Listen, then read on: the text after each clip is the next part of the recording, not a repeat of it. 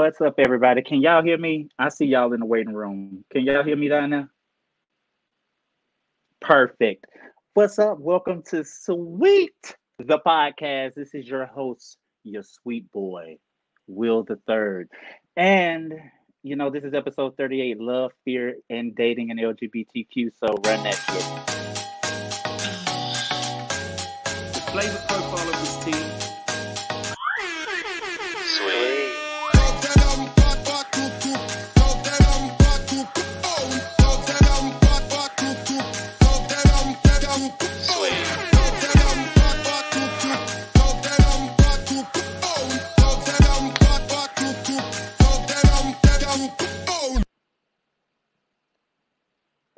Them 29 seconds really don't be seeming that long until I play that video. But what's up, everybody, and how is everyone doing? Now, we have a great panel of guests, distinguished people here, from all walks of life. But I have a guest that was not able to join us live, and they did send in a video message and a pretty much like a spiritual covering for us tonight, because this episode may get into some shit and I don't know what the fuck I'm gonna end up saying. And I don't know if this will trickle through my exes or future loves of my life. So I need this covering, and thank this guest for sending this. Let's take a listen. Surrender all to him. I completely give. I will forever trust and love him. And thank you, Mama T, for that lovely rendition that she surrenders all, and I surrender it all to you, girl. Y'all notice the man who was over there, he had to go fix the picture frame over there when she hit that that low note, that But this ain't about Mama D. This is about love, fear, dating, relationships, and all of that in this community that we call LGBTQ plus IA and etc. It grows daily. And I have no problem with that. But the first thing I want to know, and the first question that I have on the list, because the old tale goes that the LGBT community falls in love fast and falls out of love even faster. My question is, for the LGBTQ plus, do you feel that there's a such thing as love at first sight? And does the LGBTQ plus community fall in love just for convenience a lot of the time? And I'm not going to talk to myself anymore. I'm going to bring in the first guest, I feel. And this guest I'm going to bring up first because, they always got a lot of extra shit going on. And I never know how long they're going to be able to be a participant on this show. So we're going to bring them up first. Shelly J. Oh, you was a bug. I just know you're a busy person. So we're going to get to it. All right, so right. The question for you, and I'm going to bring everyone up and ask this question. Do you feel like falling in love has a time frame? Like they say you fall in love too fast. Do you believe in that? Or do you believe in love at first sight? I do believe in love at first sight, but at the same time, I don't think there is a time frame on love, because you never know when or where you're going to fall in love. You know what I mean? Like, you can be 45 years old and still don't have nobody. You know what I'm saying? You can be 50 years old and find your soulmate then. So. But in the gay community, I feel like we do fall in love fast. I feel like our relationships do grow faster, and that's why we break up faster. Because we don't take the time to get to know someone. But I don't think there is a time frame on love, though. Period. Have you fallen in love with somebody like love at first sight? Have you ever had that happen? That has never happened to me. All my love has been over time. What's the fastest you've told somebody you love them? Ooh. Honestly, I'm gonna say maybe like 3 months. 3 months? Three months into it. Yeah. I damn sure got you beat. Maybe I'm one of them toxic gays.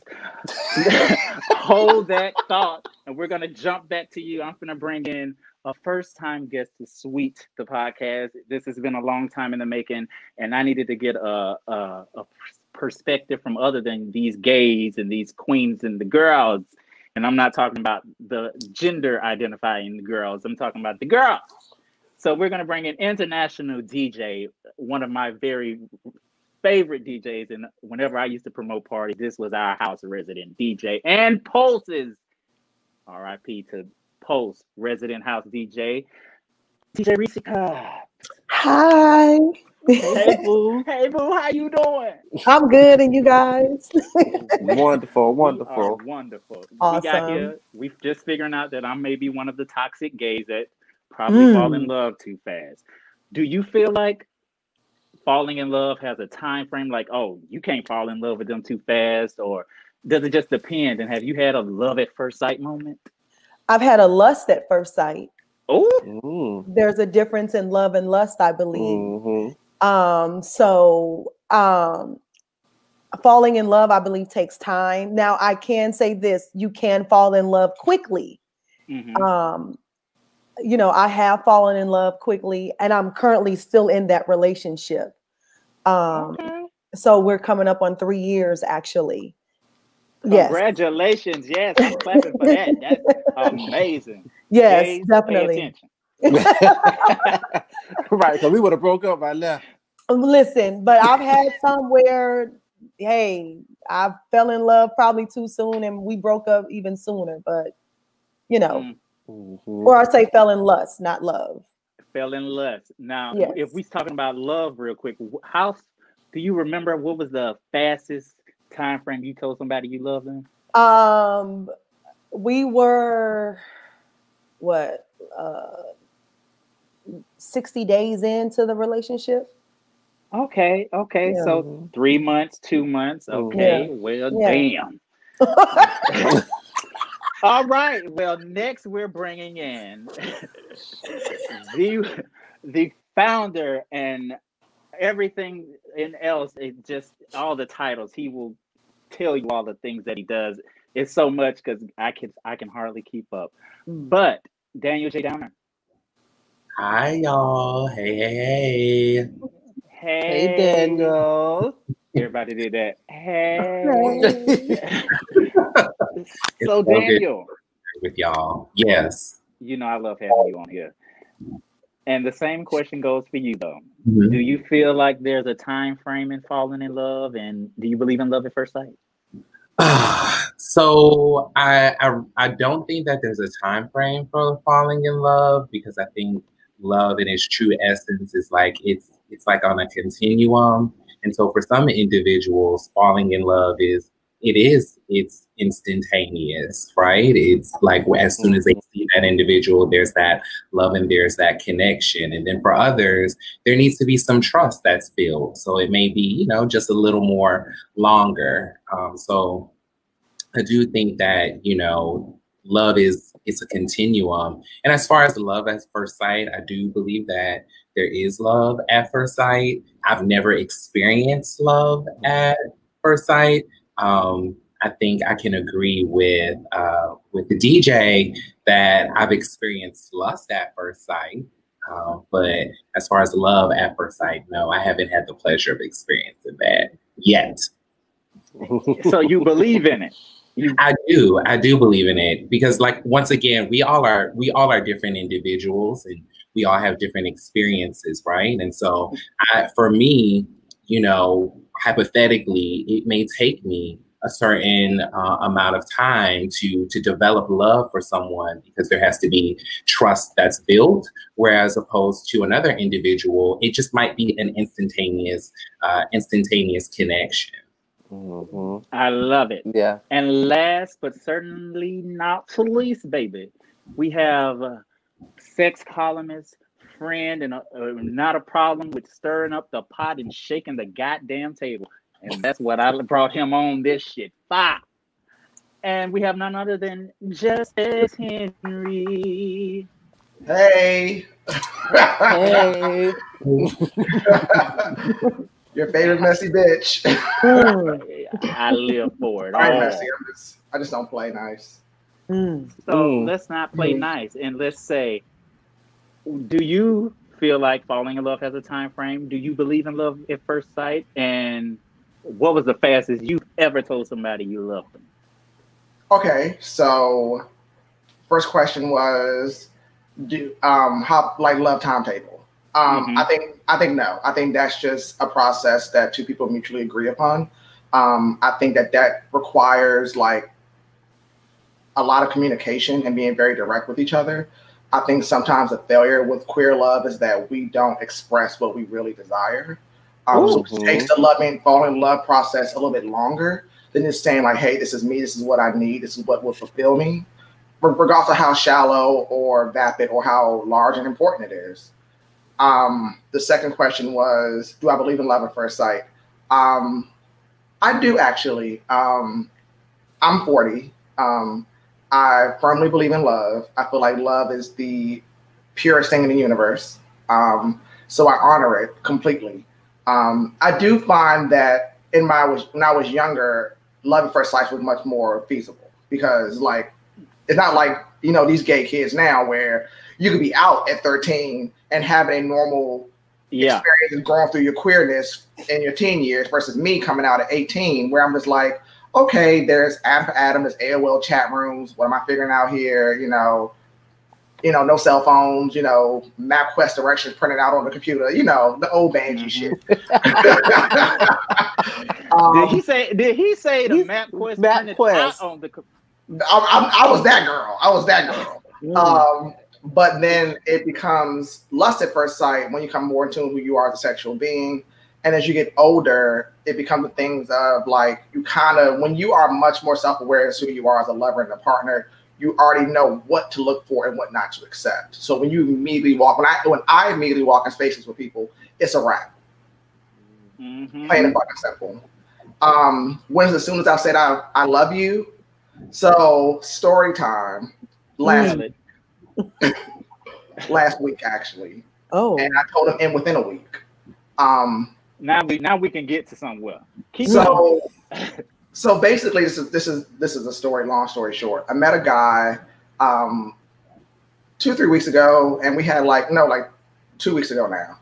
I don't know, timetable's all fucked up. It was a week that I told him that I loved him. But we met and we were like chatting. I had a terrible date that day and then he hit me up on Jack and I was like, I'm just chilling, I wanted to fuck. But he was allergic to cats, and I have a cat, so he couldn't come over here and fuck. So I was like, you know what? Let's just go to the park. I live in New York. It's 2 a.m. It's lit. Let's go to the park and just walk and talk. So we went to the park to walk and talk, and we had a great conversation. We talked about our day. He explained he had a terrible date too, and I was like, oh, that's so terrible. I was like, I'm so sorry. He said, well, you know what? We're owed better dates. And I was like, you know what? You're damn right. We deserve better dates. He's like, you know what? Let me take you on a date then. So he asked me out on a date. And after that, we went back to his place and he put out a big blanket. We laid out on his rooftop and we stargazed until 6 a.m. And he said, so like 3 shooting stars went by. And he was like, 3 is the sign of completion, which it is. And he's like, this night is perfect. And so we went on our date. It was great. We had sex probably like the 5th day. It was great. But in the first night, he revealed that he was a serial dater.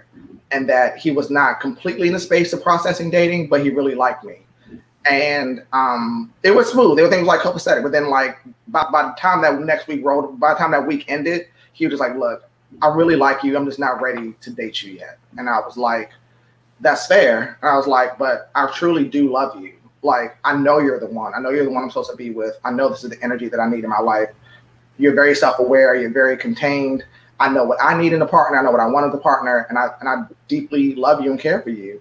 And while this may not be the right time, and I can't promise you if I'll be still here waiting for you when you get your shit together, but I do love you. But I think where I'm at spiritually right now, I'm very much aware of what I am willing to say to people versus what I'm not willing to say. And I feel like living in truth, transparency for me gives me more peace at night, and it's easier for me to facilitate spaces of love with people and also to eliminate those spaces with people who I know can't handle me and my fullness.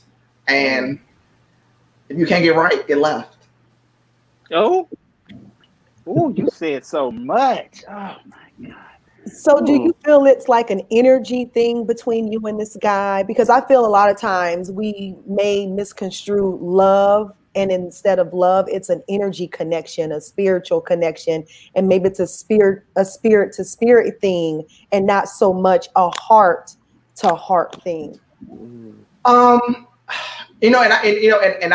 fully aware of that, Reese. Like, completely. Yeah, that's why I'm asking, because I know you are. It was deeper than that, and that was the part that was really jarring for me, because like, it's like the first date we had, we both showed up in linen pants, like, and then I had like, because like, Will knows I'm a hussy, I'm a slut from the '90s, so a bitch gets down from the '90s. In the pay. I ain't like the rest of these hoes. I ain't like a football where you just like throw it across the field and hope somebody catch it. I'm like baseball. I'm a direct pitch, so I'm pitching it to you. So when I pitch this pussy, I'm pitching it to you. But suffice to say, I didn't like rush into the sex thing. I actually like got to know him, and like we had a very the thing I loved about him, and I still love about him, is the fact that he's super transparent. Like I had to fight to get the truth out of him, and I'm immensely turned on by people who don't make me a liar. And I think sometimes in the dating practice, why love becomes such a process is because people indirectly make us lie. And I don't like lying to people, but then when we had sex, it was just like, it just all like came together. Like, and I usually lead with sex versus doing it last. And when we had sex, it was just like, I'm a bottom, and I have versatile DNA in me. I don't prefer to use her. She's not my cup of tea. I don't like putting my dick in people if I don't have to. Oh, I don't really like, and I really like niggas sucking my dick because I don't know how to give head. Oh, but he sucked my dick, and you enjoyed it. You had a spiritual moment, baby. When I tell you, like, Jesus. no poppers, no marijuana, no nothing. We fuck with Vaseline. We fuck with Vaseline that day. Matter of fact, that's how. Oh wow. Dude, like all this from hairline to toenail, Henry was checked in. Henry had went up to the registrar and said, "Hello, I'm here for love." Table for one. Thank you so much. So if that wasn't good, would you have still had the same feelings for him? So I went. So last night. I'm sorry, Will. I didn't mean to take over your girl. You better ask these. You better ask them, because I got a question too. So funny you say that. So last night, I texted him like a kissy face emoji, and he was like, "What you doing?" I was like, "Chilling." And said, "I'll be there in 10 minutes. Let's go down to the park." It's like 11 o'clock in the morning. We go down to the park. We jerked off at a at a racquetball court and was kissing and jerking off at a racquetball court. He came on my face and we kissed while I had to come on my face. I live. I'm gonna be Henry. I ain't gonna be nobody else but Henry. So he came on my face and we kissed while the cum was on my face. I'm gonna need a blunt after this. And after that, we went bike riding on the city bikes till like 4 a.m. And just talked and just like laughed, and it was like pure and innocent, but still adult. It kind of sounds like it turned into just like a sexual relationship now. No, that's what it sounds we like. We still talk and we still like hang out, but like last night we hadn't seen each other like in like maybe like a week or so. So it's like, because he's been working and trying to because New York and COVID is like, we're just not. It's just like professional out of us is stuck. Because I'm a bartender and he works in Broadway. So like we're both in careers where we can't move. So it's like I kind of have to wait until something happens. But a lot of and I worked in hotel hospitality. So like hotels at large have not opened back up in New York. So when he said go ahead. When he said that you were he was a serial dater, like how did that make you feel when he told you that? My ex of 6 years prior to this was a serial dater. And the thing is that, like, I appreciate the fact that he respected my time and space to tell me the truth. Because a lot of these niggas do is that they monopolize your time. And one thing he said very clear to me when he was like, he couldn't date me. He was like, "Look, I don't have a right to own your time. So it's like, if you want to go out here and meet somebody that's better for your time, you deserve that. It's not fair for me to monopolize your time when you could be loving someone else." And that, to me, is a huge level of mutual respect and mutual trust. So to deal with somebody that emotionally intelligent and for him to be 13 years younger than me, look, pussy slaps. You're welcome. For me, it was like lit.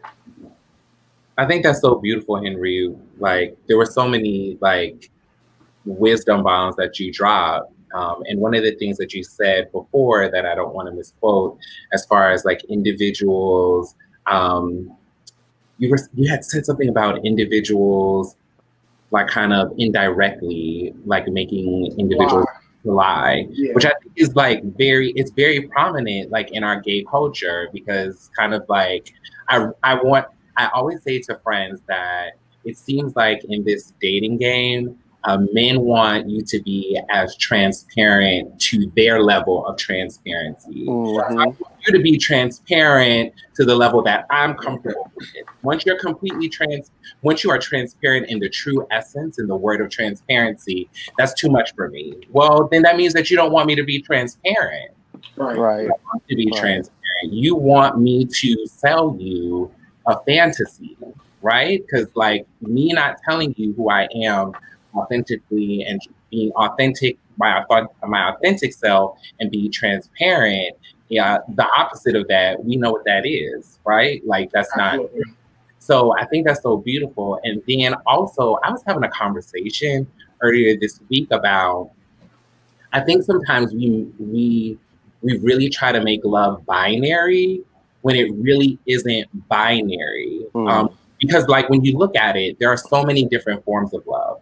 There's the love of friendship. There's the love of eroticism. There's the love that siblings have, right? And I think what you shared in your truth is a beautiful example of how like love, like it really it seemed like it shifted in a way, and it took on various different forms. And for me, I don't believe that you can fall out of love, because I think like the essence love, like if you fall out of love, then you weren't in love in the first place. Like love, it doesn't break, it continues. It just takes on a different form. So even my ex-partners who I'm not with anymore, I still love them. My love for them, though, is just transformed in a different way. So that was like, when you said it, I was like, yes, like, yeah, we see each other. We see each other. We see each other.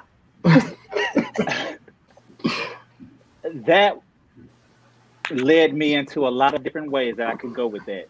But it made me, since you said it forces us to lie, and we have to be honesty to a certain level of their comfortability. I'm going to jump over the two fucking topics I had, and we'll circle back, but I'm going to jump right all the way in here. Honesty about your true freak. And the thing about this topic is, when is it too soon to tell the person that you're interested in if they don't see your antics all on social media? I don't think it's too soon. I think, individuals, like I feel like we have the autonomy to live our authentic and transparent self. And if someone is not ready to embrace that, then they're not ready to embrace that. And especially when we talk about like intimacy and sex positivity, I think once again, I have to lean on Henry. The community says, sex positivity, like let's embrace it, let's affirm it, let's celebrate it. But then we slut shame, we bottom shame, we discriminate and do all of these different things. Me personally, working in the space and community that I work in, public health, HIV prevention, all of that, I had shared my frustration because I kind of felt like I'm in a community that wants me to be sex positive, but in those moments that I exhibit signs of sex positivity, it's like, oh no, you can't do that. Like, that's not acceptable. That's not professional. That's not like how this works. And so I'm like, wait, hold up. I thought that's like what we are embracing. I thought we're embracing individuals authentically, like embracing their inner freak, right? And that being a mechanism to really connect with folks, right? But it seems in the community, for some community members, that you can't share your true freakiness. So they just miss out. Yeah. Reese, do you have a comment in regards to being honest about your true freak? Yeah, like You know, I believe in freakisms, okay? But my thing is, I won't share it with everyone. I think only certain people are deserving to know how freaky I am, or what I do, or what I don't like to do, or things like that. And I understand what you're saying to a degree, Henry, but then I'm kind of like, I wouldn't want certain people to know my business that don't need to know my business. I only want those that I want to know my business to know. So then therefore, yeah, if it's my friends or something like that, or people in the community that I know, and and we're all talking about that, yes. But if it's some people that are kind of, I don't really know, I'm not going to tell you my business, because I don't want my business to get to some other people that don't know me, or I may not know them. So I feel that sometimes we don't have to share everything with everybody. We have to share it with those closest to us and the ones we want to get to know, or those closest to us. But yeah, I mean, I'm a freak all day, but not everybody know that, and not everybody know what I do in the bedroom. Right. And the ones that do know will vouch how freaky I am. Absolutely. And on God. On God. I'll say this in regards to what Reese's saying, and I wholeheartedly respect and agree with what you're saying. I think the thing for there's two parts of it. Me being sex positive does not mean I judge you as long as there's consent involved. I don't care what you do, how you navigate. You choose to be very private. You choose not to be private. I respect that, because guess what? It's your sex life. You have to be the one to go to bed with that at night. Mm-hmm. For me, my choice in being open with my sexuality is because while Mahatma Gandhi is not a great person, he said it very clearly: be the change in the world you want to see. And by me leading by example, by being open with my sexuality, I hope it leads other queer men to have healthier relationships with their sexuality. I grew up in a family of women. Women are much more in tune with their bodies and much more in tune with their sexuality, because they are sexually harassed with their bodies long before boys are harassed in that way. So women have to be attuned to that quicker than we have to be. We have the privilege and have to be aware of that. But I need men to break unhealthy sexual cycles, because the pathologies keep showing that men do terrible and weird things all the time. And if me saying that, hey, I'm a bottom and I'm proud and I'm a sexual being, and a man came on my face at the racquetball court last night, and that allows Jimmy to be okay with Bobby having sex with him in a public place. Now, they may not tell they're good Judies and they're good friends, but I want to free people up to be more than themselves. I'm not trying, like, I think I'm at the point right now, just like, and I get privacy and anonymity and keeping those things to yourself. But I think there is a power in, like, someone has to be the example at least. And I'm not saying keep it quiet. I'm saying there's a time and a place in certain environments where you do release those things to people. Oh, right, absolutely. Yeah. And I'm not saying be quiet about your sexuality and things like that. No, be open, be proud, and love who you are freely and out loud. But I also feel there are certain times and places where I'm just going to, hypothetically, if I'm in church, I'm not going to bring up I was getting touched in the park and nutted on my face. Now, if I'm outside of church and we're all doing something, at the park or Piedmont or something like that or whatever, cool, let's talk about that shit. Perfect. I'm just saying there's times and places for certain things. That's all. I'm not saying hide it. I'm glad you feel comfortable telling everybody that. That is awesome. But if we standing in church and you bust that story out, I'm gonna be like, oh Lord Jesus. I wouldn't say it loud. I'm like, Reese, girl, look, that's a nigga that came on my face at the park the other night. Okay, and that's my whole point. You would tell it to me, but you wouldn't say it to me. I think like workspaces and like it's also sharing a handmade, like it's with consent. So like we're all consenting to the foolishness that I'm probably about to tell the next hour or two. But like I gave you the consent. Like, Lord, this is right. But like I wouldn't like be in a workplace where it's going to affect my paper by me like saying like, "Whoo, child, I will swallow him from root to tutor." I wouldn't say that at work. Okay, hey, that's all right. That's all right. Yeah, I think we as individuals all have a level of comfort and disclosure with what they're wanting to disclose, and I think individuals hopefully have a level of common sense to know like when they feel comfortable. But I love what Henry is saying, because I think like there's so in the gay community we see so much of toxic masculinity. We see so much internalized homophobia. And honestly, there's internalized stigma around sexuality and sex and intimacy and what individuals, what individuals like. And so I think it's powerful what you are doing, Henry, to inspire and encourage individuals to be more comfortable. Because there's a lot of times, like, let's keep it real. Like, there's a lot of times in interactions and engagements, like, that individual really wants to like have like a freaky conversation or really like talk about like what's up. But because there's been so much stigma around talking about sex, talking about our sexual desires, talking about what we want, it almost is like you have to pull it out of them. Right. Having a conversation with a group of our young men at my organization, and I was talking about just like how consent is, just like how we talk about condoms being a part of prevention or PrEP, or for individuals living with HIV treatment as prevention. Consent and being open and honest about your sexual desires is also a form of prevention and preparation for whatever this intimacy is going to be.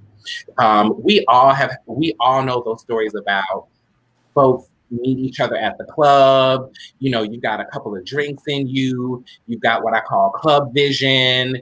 You get back to the place. You may decide tonight that you want to be the bottom. You need ass tooted up. You don't feel nothing, and you turn around and you look around, and beloved is doing the same thing, right? So like more, we have to be more open and honest about what it is that we want, what it is that we like, what it is that we desire. And I think it creates, not only does it create a stronger energy and connection, but it really helps that individual feel a lot more comfortable. Whether or not it works out that way, at least they feel a lot more comfortable the next go round to really kind of be authentic and transparent about what it is they want. I'm gonna say this about the church. It's some freakish shit that done went on inside the church house. This is piggybacking off of that. And if you give a testimony about you done cummed all on your face and all that, they should allow that being said. Wasn't there a lady that did that went viral? And they took the mic. They took the mic from her. See, that was dead ass wrong. Yeah. Now I will say this, because I'm a pastor's kid. Both my parents are pastors, so I've always grown up in the church. So I've seen the freaky stuff in the bathroom, in the back part of the building that was closed off for the night because there wasn't a lot of, it's a Wednesday night, so you got a smaller crowd. So I've seen the people in the back doing the sex stuff they wasn't supposed to be doing, because they weren't married to each other, they married to other people. So I totally agree that there are things in the church. Now that's a whole nother topic. Like, we ain't digging into that. We ain't digging into that tonight, because that right there is a whole show right in itself. But I feel like, just to piggyback off what Daniel was saying, is that I do feel like most people should be upfront and honest about their freak side. Because if not, I feel like it will just cause drama later on down the line. Because say for instance that you into fisting and you ain't tell me, and now you getting it from someone else, and we supposed to be in this whole situation. And it's like, how soon do you talk about how freaky you are with someone? Say that again. How soon do you talk about how freaky you are with someone that you're interested in? How soon do you let them know your freak side? Ooh, I mean, we're gonna ask everybody that. Yeah, I want to hear everybody. Daniel, you go first. I think for me, it's one of the initial things, because I think, especially among bisexual, queer, gay men, that's something that kind of, I feel like it's already in the back of folks' mind. People want to know what that mouth do. They want to know, is it good? Is the butter cake good? Is the sausage good? The butter cake. Come on, butter cake. Come on, butter cake. So I think it's something that individuals want. They want to know, and I think having the conversation earlier on, it breaks down the stigma of it. It makes it more comfortable. And it allows you to be, for me, I think transparency and the connection for me that I think happens is when someone is transparent and vulnerable about things. And those are usually the most uncomfortable things to like really share. Yeah. So we're talking date number 1 or like, within like the first week, maybe, between that time frame. I don't give a time frame because there have been situations, like I said, where I've been with someone and there was a buildup and we had the conversation maybe 3-6 months, or I met someone and the conversation just kept flowing. It just kept just flowing into so many different things. And we just shared so much and poured so much of ourselves into one another. And so I would say it's relative to that individual. It's really subjective. Henry, what do you feel about exposing? How soon do they let it be known? Well, he said 5 days. 5 days. And that's the thing too, like about that guy that's very unique. It was like I was able to be completely transparent immediately about who I was as a sexual being, what I required, everything. Generally, I think I'll say me, I love fucking with lace on. It excites me. I look good in some lace. I have footages. That's my comfort. I like lace, but I ain't too freaky outside of that. I'm not really into toys heavily like that. I'm not really into group sex too much. It's I'm very much vanilla for the most part, besides the panties thing and you calling it pussy. And some masculine guys cannot manage the word pussy because handling vagina. I said, well, you don't have a cock between your legs, so I see the bird between your legs. Just let it go. It's a euphemism. Get over it. I know I'm not a woman. Bada bing. You better come up with a big word, euphemism. Come on. But at the end of the day, it's just it comes down to that lying thing. How honest do you really want me to be? And are you ready to receive it? And if you receive the truth, how are you going to manage it? So it's a case by case. It's very case by case. I would prefer people to lead with sex with me personally because it kind of gets it out the way. We talk about money and your spiritual practices later. But I need you to understand that Henry is a bottom. I'm not climbing inside of you. I have no ambition to put my dick inside of you. So if you have any versatile emotions, we can sort that out later. If you want to be sexually non-monogamous, I've been there, done that. We can twerk this. But Henry is not putting that thing that he pees with inside your thing that you shit out of. So you can forget about that. And that's just what the facts are. But I think that I'm not one of people where you're in relationships where I think that you can be malleable to some extent, but it's just some things are just hell no's for me. I feel you on that. But it's no answer. For me, it's no answer. I don't know when. It just depends on the person. Okay. No, I'm just, I just wanted to know because I think everyone has a different idea or, standard in their head of when they initiate these conversations with people. And I think Daniel said it. It's kind of just based on how your conversation goes, how it's all flowing and things like that. So yeah, I totally agree. I mean, I've talked freakiness early on, and I've talked freakiness, 3, 4, 5 months later into it. So, or in the midst of while we're having sex, then let me let you know right now, right? Because I want everybody to leave this room satisfied. So let's go and put this out here on the table. This is what's gonna go on tonight. And if you can't get down with it, then you can go on out the door, and I can do this by myself. So work it out. My thing about being honest about my true freak, when I was younger, I didn't want to do it because if I really liked somebody, I didn't want to scare them off. Yeah. And they'd be like, so nah. And they were like, nah. Yeah. I'm like, well, we ain't got to do that. They're going to say, well, no, it's in your head. So that's what you're going to want. And if I'm not going to do it, you're going to find somebody else. To an extent, they're probably was the truth. As I got older, I kind of leave. I can't force that conversation fast. I agree with Henry now. I'm going to probably lead this shit with sex. We ain't got to fuck the first night. But probably within this first week, I need to know. Because if the sex is terrible, I definitely can't stay around with you. I cannot. And I try to drop tidbits now in the thing. This podcast, Come on, Brave helps. I drop a tidbit here, and with my OnlyFans, and only see these things and how I.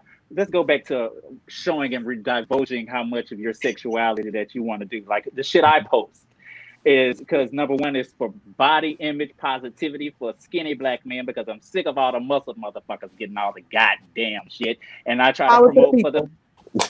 I try to promote the big folks. Y'all get y'all ass out there and post your shit. Somebody gonna buy it. Trust me. Right. Oh, I will say I bought your OnlyFans this week and I jerked off to you. Thanks. You're welcome. Thank you. I was curious. I had to see what was going on, and I paid that coin for it, honey. And baby, that was a nut for your nerves. I see that's a promo right there. My subscription is cheap. Okay. That shit was good. Child, that last video you posted, honey, baby. Child, I had to fucking cut my toenails off after I done dug into the motherfucking mattress after that. Bitch, I can't with you, bitch. I'm done. I can't with you, bitch. So done with you. That shit. I'm curious though. Henry backstage. Daniel, go, Daniel. I'm curious though because like we're having this conversation. I know like, especially I'm gonna be accountable and use I statements as a Black queer man. I know that in my community, talking freely about sex isn't something that happens a lot, but it's kind of like an oxymoron because like when you're on like social connectivity apps or dating apps, stuff apps. Segue, bitch, segue. Like that's like the first thing. Like literally, I've like seen I have been in interactions with individuals where it feels like it's been like having to pull tooth and nail out of them, like in an interaction. But then on a social connectivity app, it's almost like,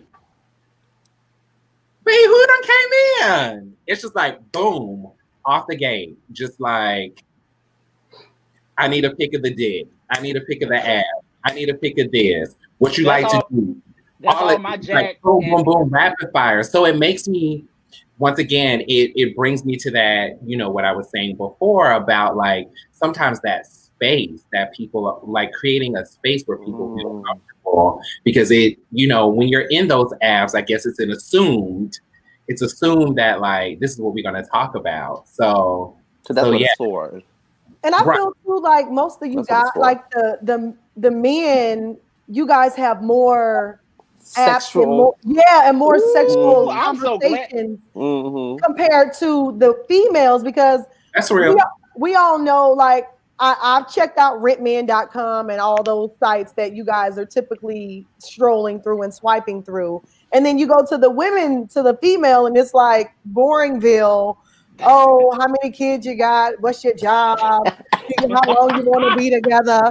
Like, there's nothing, you know, are you still going out? Like, it's boring. It ain't nothing about nothing because I think lesbians tend to have, they're more commitment based and they just jump into and they want that longevity of a relationship as to where the men is more like, it's a short-term type deal. Right. It's a fuck, suck, and let's go and peace out. And I got my nut. And that's pretty much that's pretty much it. There's no feelings. There's no we ain't in no entanglement. You know, we all emotional into it and we crying by talk number 3. We done had a whole mental breakdown with this. You know, you have a whole different thing. So I definitely understand, you know, why you guys have so many options. I don't think there's 5 lesbian social media apps to even be a part of. What do you use? What apps do you use? What do you use? The average, to my understanding, because I don't use apps because I'm DJ Reese Cup, so I don't have to. Period. And that's on period. That's on period. But from what I've seen, I think there's like Plenty of Fish, which is I heard is like out of date now. And then there's some new app that this lesbian out of Atlanta has created, and I don't know what that is. And I think the average lesbian is using social media, literally DMs and Facebook and Instagram and Twitters and things We like all that. are. And they scroll and find someone that they think is a lesbian, fall in their DM and say, hey, do you like girls or not? And that's about it. And then they create a conversation. And where are you from? Or where do you live? You know, it's people live in Tennessee talking to somebody in Texas, and 3 months later, somebody done relocated. Ooh. Well, DJ Reese, you might got a business venture right there. You Right. know, I thought about it, but, you know, the lesbian dating scene is very boring. So it won't last long because they don't use it to go from girl to girl to girl. They use it to find wife, and that's it. So it gets kind of boring. You don't have the freaky side like y'all got, like, you know, my man in the park over here and all that. Like, well, maybe that's because you haven't created the space, Reese. Maybe you want to create the space. But the space isn't there for the lesbians. They're not, because a lot of lesbians got kids. We ain't got time for that. You know, we got 2 and 3 jobs. We're trying to get some degrees, and we take care of kids and everybody else. Women are motherly. So we're that mothering. So we're in that mode of let's take care of self, do this. I need to go back to school, get my degree. I ain't got time for this, bitch. If you can't take me out, then that's it. It's about how much can I feed you, not how much can I make you come. You know what I'm saying? They want the meal, not the nut. That's real. That's real. They'll take lobster and shrimp over a nut any day. So shit, I would too. Shit. He just got to meet him in the park for it. Shit, I'm from the DC area. I love seafood. Oh. Let's talk about online dating real quick. And I pulled some stats from things. And the only stats that I could pull from Grindr, because they don't want they shit known. They don't want all the racism to be exposed. But I did some digging, and this is credible source. This is a little thing I'm finna read to y'all. I'm finna condense it real quick.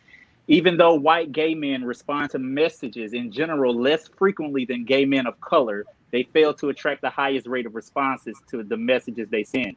Middle Eastern gay men on average will receive about 48 responses for every 100 messages they send.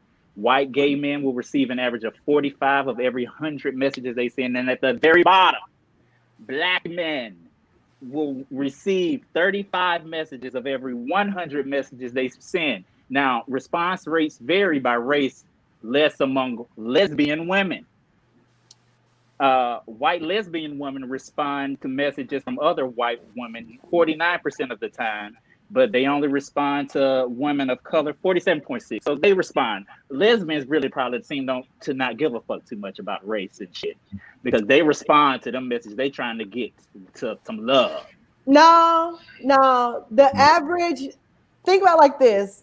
Just in your cities that you're in, how often do you see interracial lesbians?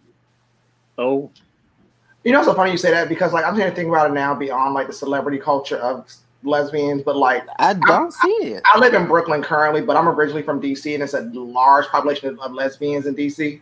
And all those girls we cluster black together. partners. They all have black partners. Yeah, I've never seen an interracial. I've seen one. You may see like a Puerto Rican and a black or something, but it's always going to be, you will rarely see a white lesbian and a black lesbian. If you do, they're that older community. But the thing was too, Reese, is that like they were a couple, but they also weren't heavily in lesbian spaces often either. So he was hanging out with like usually like lesbians stick together. Like lesbian solidarity is like something that I wish these niggas would get together so we can win we get these protests and these rights together.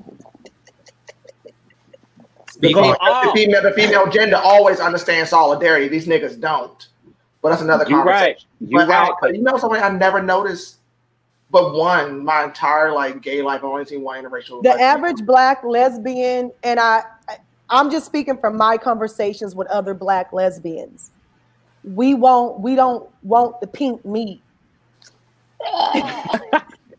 Like, I'm sorry. Like, I'll say this. I'll say this. Back in my day when I was dating both, I dated, I dated white men. I've dated white men. But as I got more into my sexuality, I was like, you know what? I think I'm going to no longer be bi. I'm going to just stick over here. I can't bring myself to date a white woman. Why not? Why Now, do you think that I've is? dated Spanish women. I've dated an Asian woman. And that was too close to whiteness for me, and I had to walk away.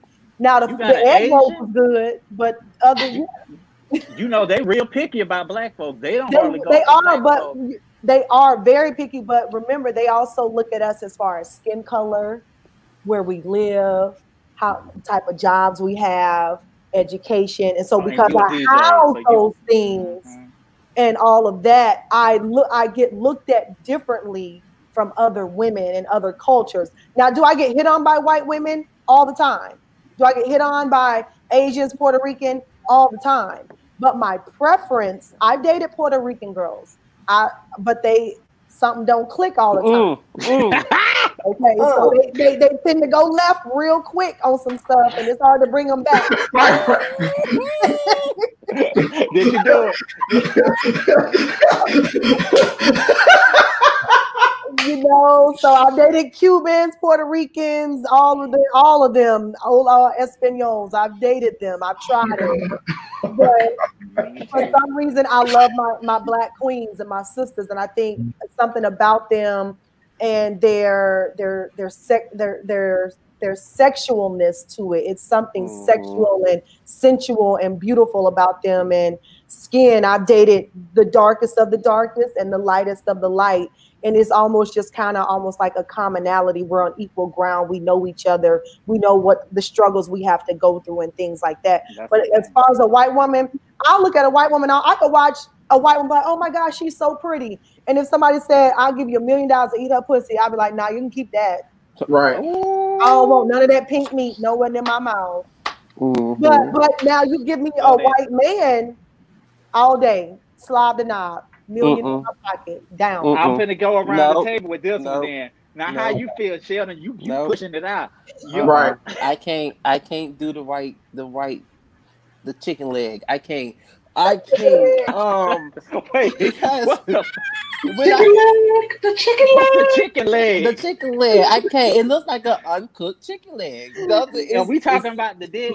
Like Hottie from Flavor of Love, like that kind of cannot. Chicken. Right, like I cannot. It's not for me. That's not my testimony. I can't. What if he was Italian? It's still white. I can't. It's still white now. So but going back to what Rita said, like it's just something about dating another black man. It's like it's a different interaction. It's a different connection. It's a different feeling when it comes to a different race than dating my own race. So that's why I would prefer my African kings over anything else. And sometimes queens. Yeah. Queen. So, Daniel. So I love my black family, black men, and I've dated black men on so many spectrums. I was in a 7-year relationship with a dope boy who was the tradest of the trade. What? You did it now. You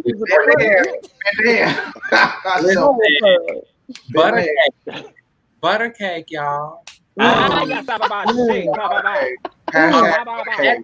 actually was in not only an interracial relationship, but a intergenerational relationship. So there was a significant age difference between the two of us, and he was white, and it was, I appreciate it for what it was. We still are very much in love with one another. We still are the closest of friends.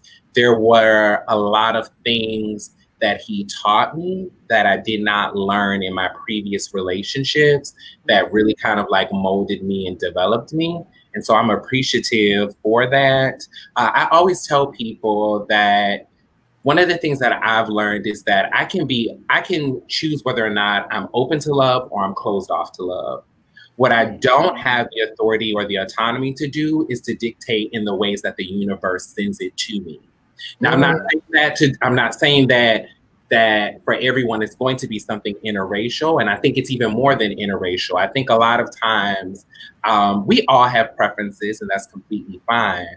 But I think sometimes we allow those preferences, as we call it, to overtake and stop us from actually seeing love. Sometimes love it's just circling right around us and we're not able to see it. And that was one of the biggest things that he taught me, because I wasn't expecting to have that connection. I wasn't expecting to fall in love with someone who was of a different race, someone who was significantly older than me, but it happened. It was a beautiful experience.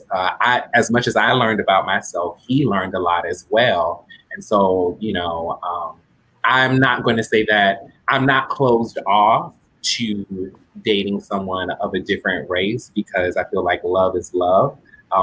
But if the universe is hearing me, please let him be dark chocolate. I posted something on my story. I want him to be thick. Please.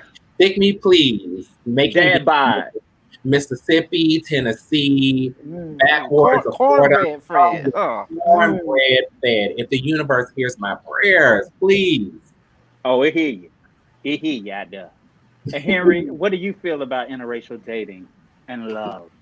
No. I'll say this. I'm kind of like Daniel in this regard, where I'm like, you can't kick back what the universe is sending you. I think everything is for a reason. Nothing's happenstance. Nothing is coincidence. But I'll say this. My mother said this thing when we were kids. She said, you get peace in two places: your home and the grave. And in the midst of the racial things that are going on in the country right now, I don't have time to sit in the house with a white man, because my house becomes a battleground. And I also don't have time to educate either. So it's just like, I'm trying to be in love with you. I'm trying to have a great life. I don't have time to sit back and explain to you why George Floyd getting killed is a problem, why this young man getting shot in the back 7 times in front of his children is a problem, while you are sitting here playing respectability politics and you just liberal, and you sitting here saying racial microaggressions like we're going to have mixed babies. I'm not for that right now. Now, have I slept with white men? I had a great Italian man, by the way, Reese. Who had I'm telling you, I've dated Italian men. I love me some Italian men. Ain't gonna lie. He had good old Sicilian features. So he had little Negro, little Moors in him. He had a little heavy dick too. So and my wallet was heavy too. Right. I've had Asian men. I've had every type of man. But I know when it comes down to the experience of what I can manage in the peace of my home, you have to be black. I'll fuck you. I'll fuck you. What if he's woke? So what if he's what if he's woke? He knows about the culture. Maybe he went to a HBCU or something like that. So he's aware of what goes on. Because I'll say this, in the heterosexual world, now I'm seeing a lot of black women with white men. And they're woke black men, and they be sexy as hell with these beards, looking real ethnic, urban, gentrified. So, and he woke though. So if he woke, are you gonna mess with him?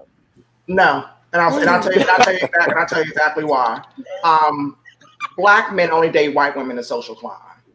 They don't date white women because of the same reason why black women date outside their race. Black women date outside their race because of love. No, we date because of the money's better credit. I ain't gonna lie. Shit. Now see, that's problem. But with that being said, but it is love too, though. The only woke white person I accept in my life is Jane Elliott. So unless Jane Elliott is gonna be 6'2" with a 10-inch dick, I ain't talking to no white person in a relationship. Let me say that's this.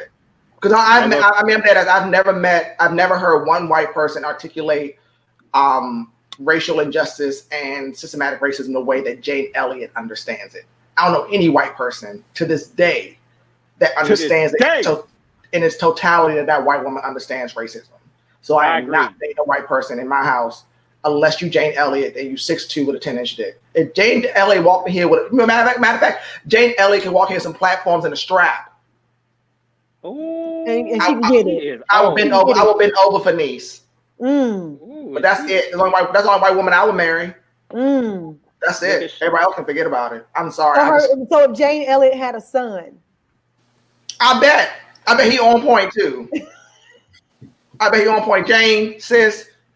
Send Babe, it's me, honey. When you going down with Junior, go sit him down at the house. I live on Notion Avenue down in Brooklyn. Just on down over, honey. Thank you. You heard that, Jane? Sending that way. Send your son over, darling. I know them kids was raised right. Okay. Well, for me, I'm gonna say this because I grew up in a interracial home. What you mean interracial? How? Because you better stand up for the church. No, because I have a white auntie. So my uncle dated a white female. And so they've been together for the longest. When I tell you the longest. And she, I don't want to say adapted well, but she just blended in very well with our family. Like she didn't say anything crazy out the way. She didn't think that she was better than us. She didn't, treat us any kind of differently in regards to anything. So, and to this day, that's my auntie. And to this day, and so I'm not, and I still love her. I still love her to death, and I would fight anybody over her. But as you should. But at the same time, it's like I don't. You wouldn't fuck a white man. I wouldn't. Yeah, I wouldn't want a white man because that's just my preference. I'm gonna say this. Craig, the writer Stewart, he's worked for Mad Anything, and I watched them one episode, and he said something about your standards. It's okay to have standards, but your preferences could leave your ass single. Yeah. Now, my first boyfriend was a white boy, and I mean boat shoes white, not trying to be black. He was white, and I never had any problems with race with him, and I am who I am now. Still back then with the pro-black, the things in that. I think I did start going with him probably just to fuck with my family a little bit, but then I did fall in love with him. We was together for like 3 years. Now in this whole racial injustice climate, I'm still available to any race, but you got to fit a very certain criteria in your headspace, in your background. Now your family can be racist, but if it depends on how much you deal with them, it's a whole lot of levels to that shit, and whether I want to deal with that or not. So I'm not gonna say I'm only for black. The most I've had a white boy, a mixed boy, black boy. Never had an Asian. That's why the Asians, they just don't want me. I dated an Asian and Jamaican. Yeah, I never dated an Asian man. Well, the Asians that wanted me, I did not want. The bad Asians that I wanted, they didn't want me. They didn't want me. I had this twink Asian with this heavy ass dick. That man fucked the shit out of me. An Asian with a heavy dick? That thing was heavy. See, I don't believe. See, I know people because I'm a big dick detector. They find me. You're a dick connoisseur. I am. I got penile radar. I got that is my expertise. So big dick. I got big dick taker on my face. Reese up there. So that little 5'7" Asian twink found me with that heavy. That motherfucker was a tripod. Come on, Daddy. He worked me to glory. Yes. He worked me to glory. I said, but you can't come over here no more. That's trouble. Because I like spicy food, so you can't come over here and treat me with all that chicken. You got good cuisine at the house. Yes, Asian. Right. Right. That man had some good dick. And you know what's so funny? I found him via Twitter. I get all my hoes on Twitter. That's what a hoes at. Twitter, if y'all don't have a Twitter. Yeah, that's what a hoes at. Like the lesbians got it right once again. The hoes is on Twitter in the DMs. Treat yourself. Treat yourself. Treat yourself. Go to Twitter. Go to Twitter tonight. Matter of fact, follow me. I'll link you. I know some hoes that's ready in every area code.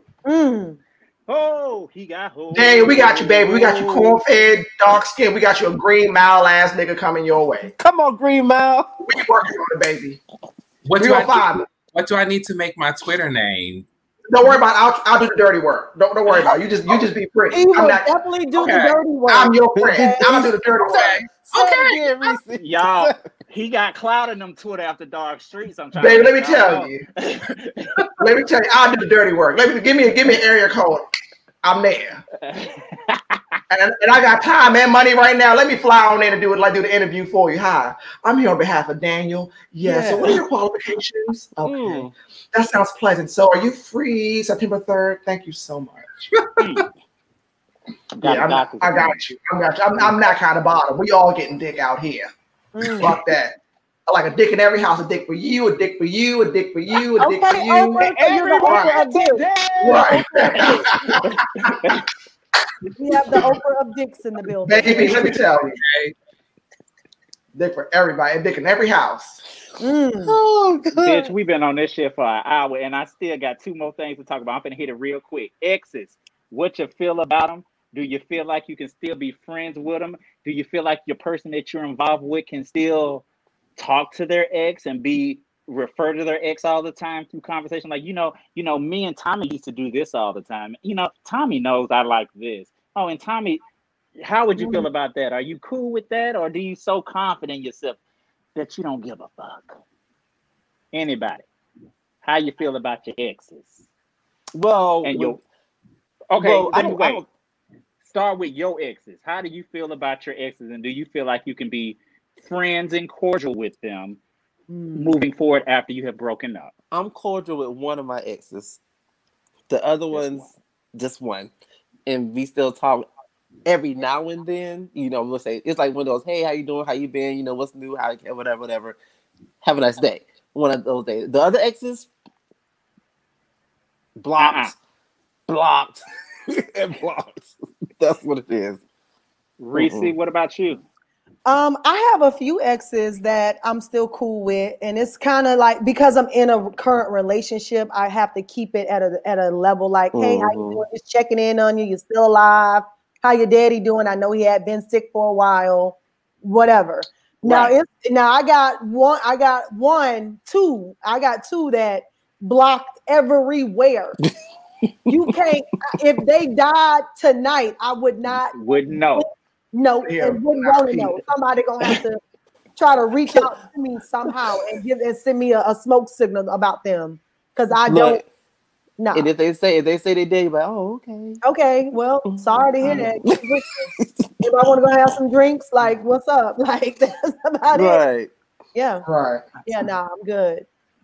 But I have something I'm cool with. Yeah, I would say my most 2 recent exes, we are in a good space. We don't communicate regularly, but like we do check-ins, and we're in a really healthy place. The dope dealer, Black, I love you to pieces, but I'm not bailing you out. Oh, Black, you done got your ass caught. You got Prison Bay. Huh? Prison Bay. Listen, I'm not gonna go down on Black's rap sheet, but you can be a pen pal. Buttercake Buttercake was a butch queen Bonnie, okay, making drops, doing all types of mess. I know I give y'all sugar and spice, but those who really know, I would have never thought. You ain't nothing nice. I love it. Listen, Reese, you better sit up there and grow, bitch. Thank God for growth. So yeah, 2 I'm cool with. The other one, he gonna have to find some other butch queen to put money on his books. Butch queens, y'all better be on alert. Say it loud. Y'all better be on alert. And Henry, what do you feel about your exes? Are you cool with them, or any that you just got blocked? My last ex, when I was with for 6 years, he actually texted me through this. He has a boy problem right now. Me and him, we're still great friends. But I think it's like one of the things that, like Daniel says, like once you love someone and you truly love them, you never fall out of love with them.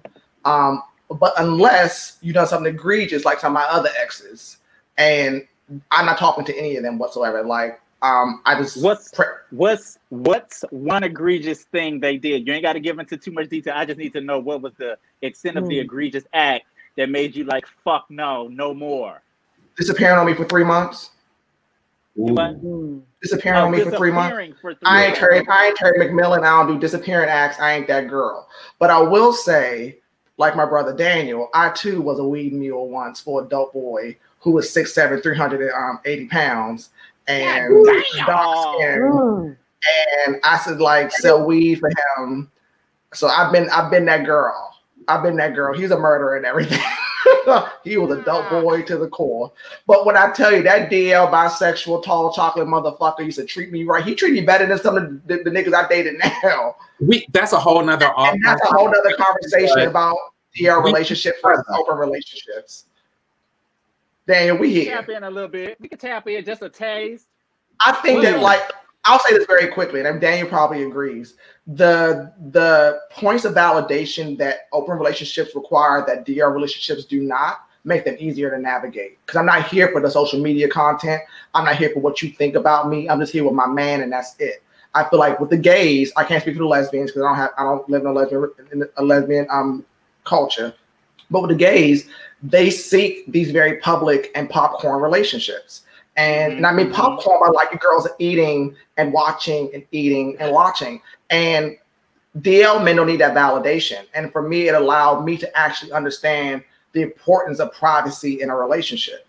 Like, I don't know if I had a capacity now because I'm so old that I really have time to really deal with a guy that closeted. But those 3 years of monogamy, no problems, no cheating, no crazy shit. Like, it was good. What if he had another bottom on the side? He did. He did. Would it have upset you if he did? No, because the thing about dating a DL nigga is that like he had to tell me the truth because if he was lying, that would upend the entire relationship. There was no room for secrets when you're dating somebody DL. There are things is like you may not know his family or you may not know his close friends, but what he used to do was, anybody live in DC? Anybody been in DC? Okay, so it's a popular restaurant in DC called Busboys and Poets. And I used to bartend there. He would come there with all 10 of his homeboys and fatten my pockets the entire night. They didn't know that I was his man. They knew I was a gay ass nigga behind the bar that would hook them up. But I walked out that door with $500 every night when him and his homeboys rolled through. And he would text me while my name is in his phone as Keisha and say, "Baby, you all right?" And I text, but they like, "Stop texting that bitch. Keisha. The bitch is behind the bar. The bitch is behind the bar." So it's like, it made sure to take me back down memory lane. It was a moment, wasn't it? It was really like it was. I agree. There's a simplicity, right? There's a simplicity to that type of interaction. And I was just saying this to someone like when I was with Black, I didn't have to worry. Like, my place was paid for a year in advance in cash. Like, I walked into the leasing office with like a brick, just like boom. Like, it was, I would, in their mind. Money on the man books now. Okay. I'll go put some money on his books for you. For all of those good things, there are other things that you have to deal with. You know, you have to deal with, somebody has a hit out on them, but they got a hit out on you. Another dope dealer may be upset and may find out the tea and may try to use you, or then you stuck in a situation where now you brought in with law enforcement and they pulling you into the station and interrogating you and trying to make you. It was just it sounds cute in theory, and I know a lot of the young girls, they hear city girls and all of this, and it's cute, but you are literally. There are moments where you have to, like, y'all may be together and then you just got to get up and move at the drop of a dime. And they were like, I was just mostly just selling weed to my coworkers in a restaurant because I was a bartender and a server. So like, waitresses and bartenders all smoke. They all do. But the thing is that, like, and I'm pretty sure Daniel was like me, where like there was some explicit details I was not allowed to know for legal reasons. He's like, "Where are you going tonight?" "Gotta run." And I would just know and the thing that was kind of like the heartbreaking part was like, you would have to accept that he was gone for X amount of time and not know if he's going to come back or not, or not hear back from a text message he wouldn't respond to. But it was not all for protection, but it was a way to kind of keep you out of. It was love. It was like, you cared about me, you wouldn't tell me. And that's the I think people realize. Like, people like, well, if he loves you, he'd tell you the truth. No, him not telling me is legally protecting me. So you can't, when you go up and he never stored weed in my house either. He never stored any he did that at his auntie and his grandma and his he had other drop spots for that. That's where the weed was at. Right there. Now, this was an amazing conversation, but I'm going to tell you something. I'm going to wrap this shit up real quick, but I'm going to say one thing about Monday is there's going to be a versus battle that everyone's talking about all through the social media fight, grapevine and lines. Who does everyone think? I know. Let me give the disclaimer for all the sensitive motherfuckers. Oh, it's a love fest. It's women love. Everybody's gonna be good. That's the SpongeBob man. Yeah, bitch. Whatever. Who do you pick? Who do you choose? Who do you think that could dominate or win? Has the most hits? We know Brandy's the better vocalist. No need to mention that. But go ahead and just I got bases on that one. Sheldon, go. First of all, she's not a better vocalist. Thank you so much. I knew you had to say it. But anyways, when it comes to the music, this is how I feel about the whole situation. When it comes to the music, because when people hear Brandy, they think Brandy as the brand. You know what I mean? Because Brandy does music. She acts, and she had the Barbie doll, and all this other stuff behind her. But Monica is only music, basically. So if you do your research, Monica has more hits than Brandy. Right. She has 6 number ones. Brandy only has 2, and one of them is with Monica. So, period. Heard it here, folks, y'all. So you already know where I'm going to go. But I mean, good fact, I do like both of them. But my girl Mo is gonna take it. Reese, you wait, you last because you're a DJ. Henry, who you feeling? I'm team Gunica.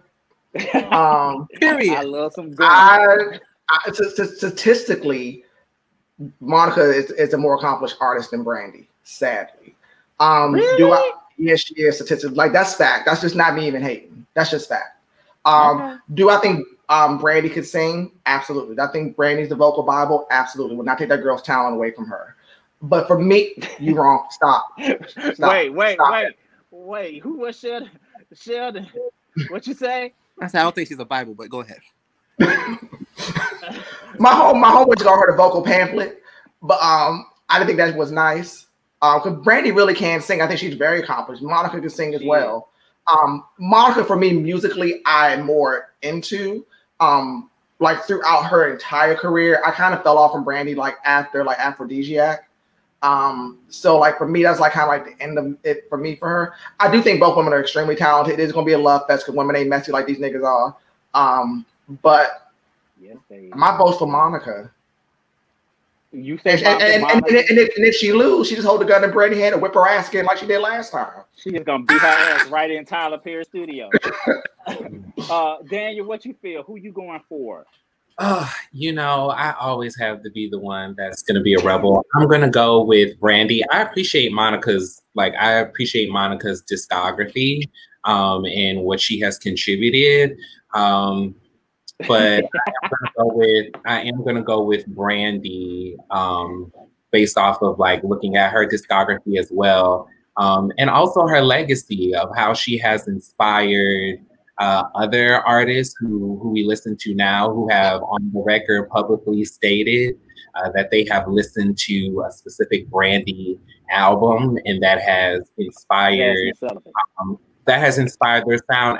Jasmine Sullivan, Janae Aiko, a lot. And I'm pretty sure there are artists that have been inspired by Monica as well.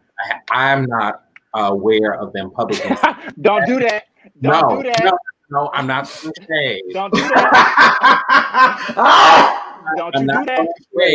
I'm not throwing shade. What I'm saying is I'm not aware of that, but I'm sure that Monica as well has inspired other artists. So I'm looking forward to just hearing them both. I shared it before. I think, and this is outside of Brandy and Monica. Sometimes I wish that we don't.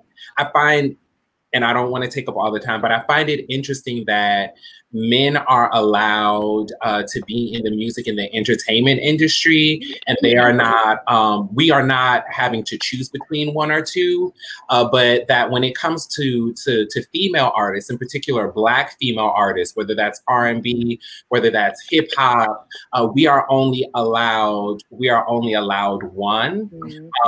And while it's great to have a hit, I'm very immersed in music. While I feel it's great yes, you are. Yes, you know this. While I feel like it's very great to have a hit, I think sometimes we don't recognize that that's a privilege. You know, radio back in the day when Monica and Brandy were artists, radio really is not like what it is today. And so these are two extremely talented women who, you know, there was no gimmicks. There was no gimmicks. There was no, I put a video on YouTube and that counts towards streams. Like these, all that shit. Right. These women had to have, I remember Brandy and Monica coming out with singles. Because before artists came out with the single first and worked it for 6 months before the album, waiting in line with people. So these women had folks waiting around the corner at FYE, whatever store, getting their records and dominating pop and urban radio at a time where Black women weren't even allowed to be spun on those record formats. So I'm here for the music. I'm definitely, you know, going to be jamming in my room and sitting up in your room. Gotta be thinking about Brandy. Anyway, but I feel like what I feel like is that they was put together, well, put against each other for a lot of reasons. But yeah, they're so different. Like they're so different sides. Like Brandy wanted to have this, you know, the innocent person come from a 2-parent home, you know, mostly more like middle class, you know, like the Cosby's kind of like. And then, you know, Monica came from like a single parent home, but she did have a stepdad, still from the hood, but she never changed from the hood either. You know what I mean? So and here we are face to face. So I don't want to take away. You know, even though Monica has a you better voice. Let me get Reese to say. I need the DJ to say, and then I'm gonna come back. Go ahead, okay. Daniel. Go ahead, Daniel. I'm gonna put a tidbit. I'm glad that Sheldon said that because from a music background, I think a lot of individuals don't realize that a lot of times there are external forces that are pushing things. So just a quick little tidbit, most major labels have a division which is called an A&R division, which is artists and repertoire. The A&R division is what scouts the new talent, is responsible for helping the artists develop their sound, the recording process, the songwriting, and then the marketing. A lot of times, and this is from, I'm not saying which label, but from my lived experience, a lot of times A&R conjure up things to fuel something. Like a lot of people don't know, there are a lot of, the Shade Room is on payroll for a slew of major labels. When they're sharing TSR tunes or this artist, they're not doing that out the kindness of their heart. They have been paid. The blog has been paid. And I'm saying this from lived experience, being connected, having an entanglement with someone who was A&R of a label. They pay blogs to push a narrative. And so sometimes it's the smallest, they'll find the smallest thing and they'll spin it into something that's a snowball effect. So that's just some food for thought. Reese? Listen, I totally agree with what Daniel has said because I do music and things like that. I do radio. I work with certain labels and things like that. So I totally agree with him on what he just said. But if we're looking at a versus, take everything out of it. And we're looking at a versus. And versus is about hits for hits, and whether they're your own hits or hits that you've written for. That's true. That's true. So if we really want to break it down, and I know everyone, you know, but at the end of the day, Brandy has credits written for other artists that are also hits. Speak on it. She's written for Ray J. She's written for Drake. Speak she's on written for a lot of different people, as well as she's also done vocal coaching training to help other artists get into the industry vocally, including our favorite Jasmine Sullivan.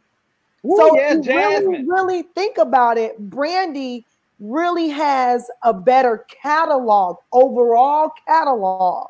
Now that's what Versus is about, is overall catalog, not just your own solo albums. Now I'm not knocking Monica. Monica can sing. Monica got them church runs and that hoarse voice and all that when she want to do all what she want to do in the studio.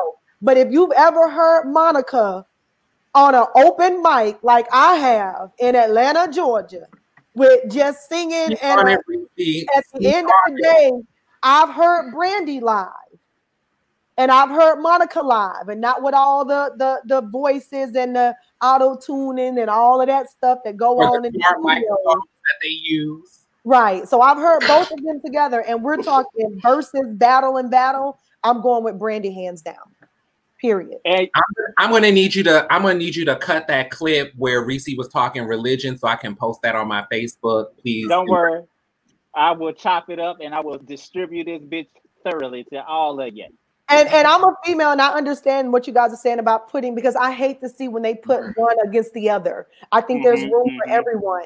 You know, that's why I think the Versus battle between Jill Scott and Erykah Badu has still ranked #1, because those were two queens that at the end of the day sat down and played their catalog, and even talked about how Jill Scott wrote for Erykah Badu, was the only person that Erykah Badu has ever had write for her ever. Was Jill Scott, and how also Erykah Badu helped Jill Scott get to a certain level and help her in her career. So I think, I hope, I pray that those are the things that we get with the Monica and the Brandy, and not the headbutting or the things that like PR, media, and things like that have tried to turn it out to be. Because I feel like those two ladies, they've done so much for the R&B and the women of R&B and of that 2000 era and things like that. Because at that time, like, those were our two Whitney Houstons, and you know, those are that's our generation of Whitney Houston.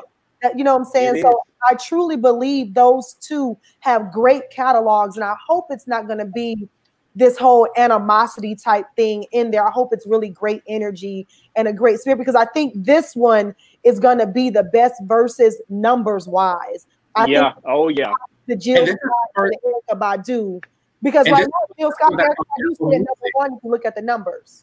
You know what? And I kind of I agree with you, Reese, where like, I think Versus is a great thing, because not only does it give us a chance to like live a moment of like great times and great memories and what was going on, but it also gives these artists a fresh look for new consumers who've never heard of them. Like, the numbers that I know Jill Scott and Erykah did on iTunes that night were amazing. They still did like a billion plus streams. Like we making money. So like with me, I want to see Black folks win. And so, I truly believe that's why, because initially, remember, Monica didn't want to do it. Right. She did. Okay, but now we in a pandemic and can't nobody tour and make this money. So how we making money? Right. And how we making money? So now Versus done now is like, well, y'all can make a lot of money. So what you want to do? Right. I think it's phenomenal. I love all of it. I mean, me and Shelly have class and taste. Y'all chose Monica. It's not class. That's the hood. Monica has grace and style, and she's I'm gonna go with Reese. But she'll get on your ass if she needs to. I'm gonna go with Reese. One of the first things they teach you in MU 236, vocal technique, tone, clarity, and diction. Tone, clarity, and diction. Tonation. This is how we can do it. We can look at an acoustic set. Yes. Of Monica. Okay. We know we don't, because we know that Monica cannot hold a live performance against Brandy on her best day.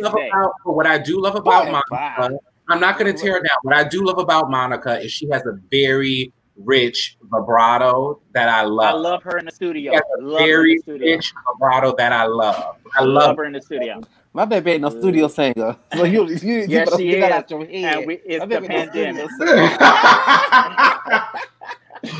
It's the pandemic. I am blocking you after this is done. I am blocking you. So I'm finna give block everybody me after you do the thing for me on Twitter. You can block me yes, after. y'all. But again, this is a plug for Twitter. You better get in where you fit in. You know they shutting shit down, and I don't know how soon that Facebook gonna block me because I done been suspended many times on Facebook, and I don't know how many more times I you have. like the rebel of Facebook or something. So those of y'all who watch this on Facebook, you better get your ass on Twitter or watch on YouTube because I don't know how much longer I have. I'm going to give the screen to each of you to tell everybody where to follow you. And since Reese, you are the lady of the house. You're the queen of the night, I am. I'm going to give it to you first to tell everybody where to follow you and anything else you want to say, boo. I am DJ Reese Cups. You can follow me on all social media at DJ RESSIECUPS. You can tune in every Friday to True Radio, where I am a radio DJ. You can tune in every Tuesday, where I do a music review for all indie artists that goes across the world. And I give indie artists radio play and spins with all my other networking capabilities that I have out there that's floating around. So yeah, I'm just an industry DJ. That's it. I work in the industry and work with different artists and travel and tour when we get back to it. Because it's what? It's the pandemic. And Reese is the DJ. Every time I host or throw something, that's the DJ I call right there. I'm telling you. That's why she didn't come on because so I can book her. I travel. I told him it's you international, baby. I am. I travel to New York. I travel to Mississippi. I travel to Cali. Do you also do virtual sets, Reese? I do Zooms. I do anything, you guys, webinars, all of that. Yes. Yes, and Look yes. At yes. God today. And next tune into my Instagram for everything. And that's at DJ Reese, DJRESSIECUPS. Thank you, God, for Jesus. Next, we're going to throw up here Shelly G. What's up, y'all? So you can follow me at, it's in the corner somewhere over there. Down at the bottom. It's Shelly_J05 on Instagram. Facebook, of course, is Sheldon Johnson. Look me up, hit me up. Bop, bop, bop. Next, we have none other. I need to know which camera I'm looking at because this may die in a minute. So I'm backed up over here. Henry, tell everybody where to follow you. My name is Henry. You can find me on Twitter and Instagram under JustXHenry. I have a sex column on Soul, SOULE.LGBT that comes out every Friday. I also have a podcast called Every Inch Matters, which comes out twice a month. And just follow me and say hello. And if you are good and friendly, you're a bottom in need, I have dicks. Plenty of dicks. I knew it. Every Inch Matters. I knew have that something called Every Inch Matters. Yes, that's you all day, Henry.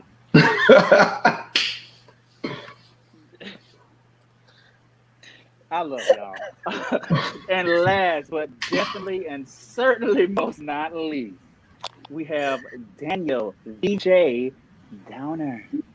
Hi, everyone. It's your favorite beloved, Daniel J. Downer, a.k.a. Buttercup or Buttercake. And you can find me on Facebook and Instagram at daniel.j.downer. Facebook and Instagram, connect with me. Would love to chat with you about all things from politics, activism, to sex. So, thanks. Sex. There you have it. And you know you can follow me at will.the3rd on Instagram and will_the3rd on Twitter. Follow Sweet the Podcast on Facebook, YouTube, and Twitter. I think I'm going to have to transfer real soon because it's glitching up over here. On all the socials, and follow on YouTube, Apple, Twitter. I mean, goddamn it. Anywhere you can listen to a podcast, you can listen to this shit. And I'm going to hit it with the outro if this bitch is working for me. Because you know why? It's my girl. Really, really quick, just to give you guys some information. Black Panther, Chadwick. Yes. He passed away. Transition, yes. From colon cancer. Oh wow. Transition. Are we back? Yeah. Can you see me? Damn, I'm good. Okay. Did you say what you had to say, Reese? Because I missed it. Let me cut this one out. You heard me? Yes. Y'all don't be sitting here looking stupid like I'm. We hear you. No, we hear you. Okay, great. Okay, great. I'm gonna play the outro for the people. And if I can get it done. Boom. The flavor profile of this team. Sweet.